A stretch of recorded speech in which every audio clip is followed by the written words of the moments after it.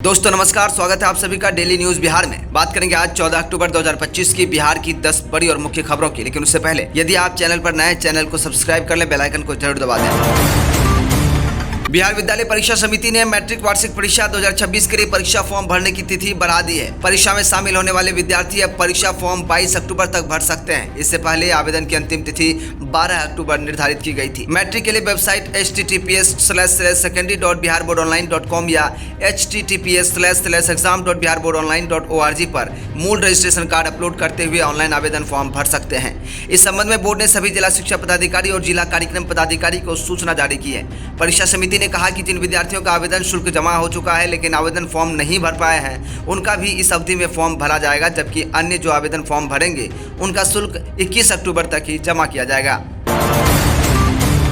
2020 विधानसभा की हार से 2024 की जीत का सफर क्या इस बार भी कमाल कर पाएंगे चिराग पासवान? बिहार की राजनीति काफी उतार चढ़ाव, जटिल और अप्रत्याशित रही है। यहाँ की राजनीति हमेशा गठबंधनों और बदलते समीकरणों के लिए जानी जाती रही है। इसी राजनीति में पीएम मोदी के हनुमान चिराग पासवान की कहानी बेहद दिलचस्प रही है। चिराग पासवान के राजनीतिक जीवन में कई तरह के मोड़ आए हैं, जहाँ पारिवारिक विरासत, व्यक्तिगत महत्वाकांक्षा और बदलते समय की आकांक्षाएं एक दूसरे से टकराती हैं।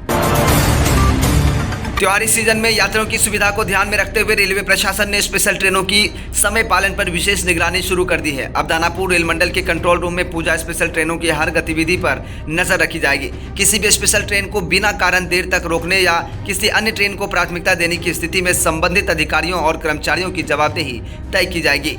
पूर्व मध्य रेल मुख्यालय ने इस दिशा में सख्ती दिखाते हुए दानापुर मंडल को रोजाना रिपोर्ट भेजने का निर्देश दिया है। जानकारी के अनुसार फिलहाल दानापुर मंडल से 110 से अधिक जोड़ी स्पेशल ट्रेनें चलाई जा रही हैं, जिनमें से अधिकांश 2 से 3 घंटे तक विलंब से चल रही हैं।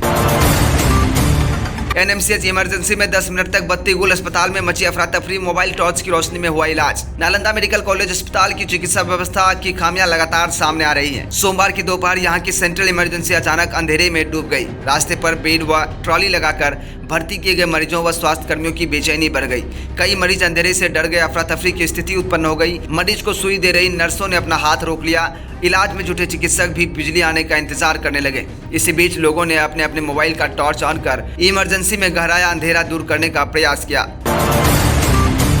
रबी अभियान के दौरान गेहूं के साथ मक्का की खेती से किसानों की झोली भरेगी। जिले में इस साल वृहद पैमाने पर मक्का की खेती की जाएगी। धान की फसल की कटाई करने के साथ साथ खाली हो रहे खेतों में मक्का लगाने का कार्य प्रारंभ किया जाएगा। जिला कृषि विभाग मक्का की खेती के लिए लक्ष्य निर्धारित कर किसानों को प्रशिक्षण भी दे रहा है। इसके साथ ही मक्का की खेती करने के लिए किसानों को बीज पर अनुदान भी मिलेगा।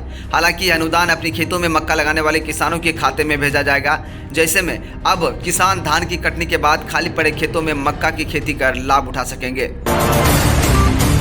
बिहार में खेला एनडीए में होगी नए दल की एंट्री, सीट शेयरिंग पर बढ़ सकती है टेंशन। बंटवारे की सीटों में कुछ फेरबदल की मांग को देखते हुए एनडीए के घटक दलों ने अपने हिस्से की विधानसभा क्षेत्रों की घोषणा नहीं की है। तय हुआ कि 15 से 18 अक्टूबर के बीच सभी 243 सीटों पर एनडीए के उम्मीदवारों के नामांकन करा दिए जाए। जदयू ने अपने उम्मीदवारों को सिंबल देना शुरू कर दिया है। भाजपा ने उन उम्मीदवारों को नामांकन के लिए जरूरी कागजात जुटाने के लिए कह दिया है। सोमवार को एनडीए के घटक दलों की साझा प्रेस कॉन्फ्रेंस होने वाली थी। इसी में सीटों और उम्मीदवारों की घोषणा होती है। संभव है कि अब यह मंगलवार को हो। मांझी को बड़ा झटका, बागी हुए हम पार्टी के राष्ट्रीय सचिव, निर्दलीय लड़ेंगे चुनाव। हिंदुस्तानी अवाम मोर्चा में बगावत के स्वर तेज हो गए। पार्टी के राष्ट्रीय सचिव रितेश कुमार उर्फ चुनू शर्मा ने पार्टी नेतृत्व पर गंभीर आरोप लगाते हुए जहानाबाद से निर्दलीय प्रत्याशी के रूप में नामांकन करने की घोषणा कर दी है।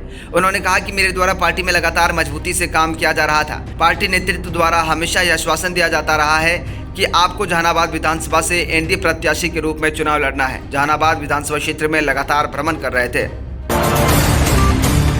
सारण में लालू तेजस्वी को बड़ा झटका, सिटिंग राजद विधायक ने ली जेडीयू की सदस्यता। बता दें, बिहार विधानसभा चुनाव में टिकट की टिक खत्म होते ही सारण की सियासत में नया भूचाल आ गया है। यह भूचाल सोमवार की संध्या परसा के सिटिंग राजद विधायक छोटेलाल पार्टी से इस्तीफा देकर लाया है। उन्होंने आनन फानन में न केवल राजद से इस्तीफा दिया बल्कि जदयू की सदस्यता भी ग्रहण कर लिया है। विधायक छोटेलाल राय का यह कदम इसलिए अहम माना जा रहा है कि उन्होंने एक बार फिर से वही वापसी की है जहां से उनका राजनीतिक सफर शुरू हुआ था। वे पहली बार 2005 के फरवरी के चुनाव में जदयू की सिंबल पर परसा सीट से विधायक बने थे। चिराग को हेलीकॉप्टर तो कुशवाहा को मिला सिलेंडर। इलेक्शन कमिश्नर ने अलॉट किए चुनाव चिन्ह। चुनाव आयोग ने राजनीतिक दलों को चुनाव चिन्ह आवंटित कर दिया है। अब की बार का रंग कुछ अलग है। लोक जनशक्ति पार्टी रामविलास एवं राष्ट्रीय लोक जनशक्ति पार्टी के बीच सियासी जंग अब सिंबल तक पहुंच गई है। लोजपा को हेलीकॉप्टर मिल गया है, जबकि आरएलजेपी को सिलाई मशीन दी गई है। आयोग ने उपेंद्र कुशवाहा की राष्ट्रीय लोक मोर्चा को गैस सिलेंडर का चिन्ह आवंटित किया है। कुशवाहा एनडीए में हर घर की रसोई से सीधा वोटरों के दिल तक पहुंचने का दम दिखाएंगे। रोचक यह है कि नए सिंबल के आधार पर राजनीतिक दल और प्रत्याशी नए नारे और स्लोगन गढ़ेंगे।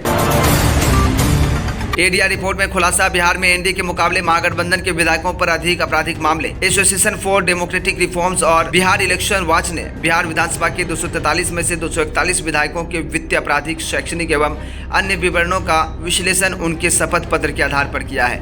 इसमें गंभीर आपराधिक मामले में एनडीए पर महागठबंधन के विधायक भारी हैं। पाला बदल के बाद एनडीए के 134 में से 55 तथा महागठबंधन के 102 में से 61 विधायकों पर गंभीर आपराधिक मामले हैं। तो दोस्तों, ये थी आज की बिहार से जुड़ी 10 बड़ी और मुख्य खबरें। इन सभी खबरों में से कौन सा खबर आपको अच्छा और काम का लगा, कमेंट करके जरूर बताइएगा। चैनल पर नए, चैनल को सब्सक्राइब करके बेल आइकन को दबाइएगा। वीडियो अच्छा लगा तो वीडियो को लाइक कीजिएगा, ज़्यादा से ज़्यादा शेयर जरूर कीजिएगा। हमें दीजिए इजाज़त, धन्यवाद।